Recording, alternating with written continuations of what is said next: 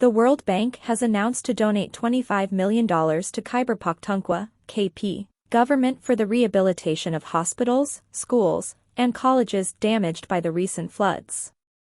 According to KP government officials, the donation will be utilized under the Human Capital Investment Project, of which $15 million will be allocated to the education sector and the rest to the health sector.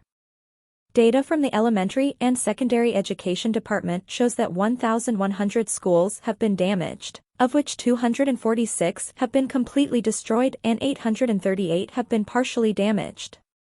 Moreover, 918 primary schools have been damaged, of which 235 have been completely destroyed and 683 have been partially damaged.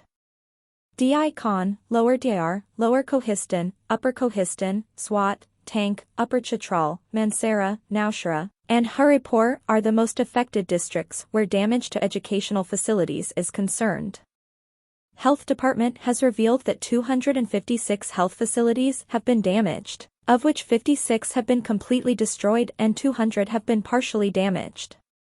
The completely destroyed facilities include 33 basic health units, 19 civil dispensaries, and 4 rural health centers.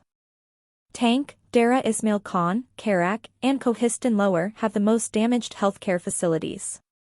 A couple of damaged healthcare facilities are located in Swat, Diyar, North Waziristan, and South Waziristan. Besides, the provincial government is also preparing a comprehensive report regarding the damages incurred due to floods, and the amount of money required for the reconstruction of the destroyed infrastructure, the officials disclosed.